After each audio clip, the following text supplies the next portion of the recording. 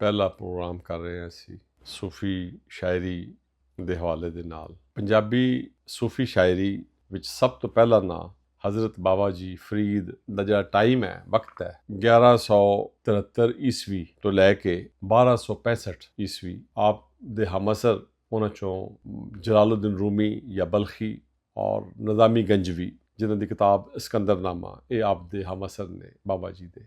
ਸੋ ਬਾਬਾ ਜੀ ਦੇ ਅਸ਼ਲੋਕ ਨੇ, ਅਸ਼ਲੋਕ ਮੀਨ ਦੋੜੇ, 120 ਦੇ ਕਰੀਬ ਅਸ਼ਲੋਕ ਨੇ ਆਪ ਦੇ। 112 ਬਾਬਾ ਜੀ ਦੇ ਨੇ ਸ਼ੇਖ ਫਰੀਦ ਦੇ ਨਾਂ ਤੇ, ਔਰ 8 ਸ਼ਲੋਕ ਬਾਕੀ ਦੇ ਗੁਰੂਆਂ ਦੇ, ਲੇਕਿਨ ਹੈ ਅੰਡਰ ਆਪ ਦੇ ਨਾਂ ਦੇ ਹੇਠ ਹੀ ਆ ਰਹੇ ਨੇ ਸਾਰੇ।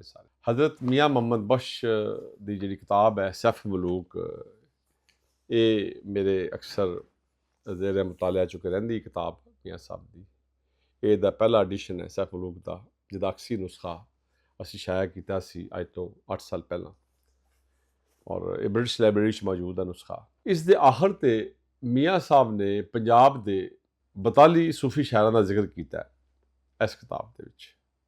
ਅਗਰਚੇ ਇੱਕ ਸ਼ੇਰ ਵੱਖਰੀ ਥਾਂ 'ਤੇ ਬਾਬਾ ਜੀ ਗੁਰੂ ਨਾਨਕ ਦੇ ਵਾਲਿਦ ਨਾਲ ਵੀ ਹੈ, ਜਿਹਦੇ 'ਚ ਮੀਆਂ ਸਾਹਿਬ ਕਹਿ ਰਹੇ ਨੇ ਕਿ ਬਾਬੇ ਨਾਨਕ ਬਾਣੀ ਅੰਦਰ ਬਾਤ ਕਹੀ ਯਕ ਰੰਗੀ, ਵਸ ਹੋਇਆ ਮੁੜ ਜਾਂਦਾ ਨਹੀਂ, ਰੀਤ ਸੱਜਣ ਦੀ ਚੰਗੀ। ਮੀਆਂ ਸਾਹਿਬ ਪੰਜਾਬ ਦੇ 42 ਸੂਫੀ ਸ਼ਾਇਰਾਂ ਦੇ ਬਾਰੇ ਜ਼ਿਕਰ ਕਰ ਰਹੇ ਨੇ, ਤਾਂ ਆਪ ਫਰਮਾਉਂਦੇ ਨੇ ਇਸੇ ਕਿਤਾਬ ਵਿੱਚ ਸੈਫ ਮਲੂਕ ਦੇ ਵਿੱਚ ਹੀ ਫਰਮਾਉਂਦੇ ਨੇ ਮੀਆਂ ਸਾਹਿਬ ਕਿ ਸ਼ਾਇਰ ਬਹੁਤ ਪੰਜਾਬ ਜ਼ਮੀਨ ਦੇ ਹੋਏ ਦਾਨਿਸ਼ ਵਾਲੇ, ਕਾਫੀ 12 ਮਾਹ ਜਿਨ੍ਹਾਂ ਦੇ ਦੋੜੇ ਬੈਤ ਉਜਾਲੇ, ਹਿਕਨਾ ਜੋੜ ਕਿਤਾਬਾਂ ਲਿਖੀਆਂ, ਕਿਸੇ ਹੋਰ ਰਸਾਲੇ, ਕਿੱਧਰ ਗਏ ਉਹ ਸੰਗ ਮੁਹੰਮਦ, ਕਰ ਕਰ ਵੇਖ ਸੰਭਾਲੇ। ਇਹਦੇ ਬਾਅਦ ਫਿਰ ਮੀਆਂ ਸਾਹਿਬ ਜਿਸਲੇ ਸ਼ਾਇਰਾਂ ਦਾ ਜ਼ਿਕਰ ਕਰਦੇ ਨੇ ਸੈਫ ਮਲੂਕ ਕਿਤਾਬ ਦੇ ਆਖਰ ਦੇ ਵਿੱਚ, ਸਭ ਤੋਂ ਪਹਿਲੇ ਨੰਬਰ ਤੇ ਫਿਰ ਆਪ ਸਰਕਾਰ ਹਜ਼ਰਤ ਬਾਬਾ ਜੀ ਫਰੀਦ शकरगंज ਦਾ ਜ਼ਿਕਰ ਕਰਦੇ ਨੇ ਕਿ ਅਵਲ ਸ਼ੇਖ ਫਰੀਦ शकरगंज, ਆਰਿਫ ਅਹਿਲ ਵਲਾਇਤ, ਹਿਕ ਹਿਕ ਸੁਖਨ ਜ਼ੁਬਾਨ ਉਹਦੀ ਦਾ, ਰੱਬ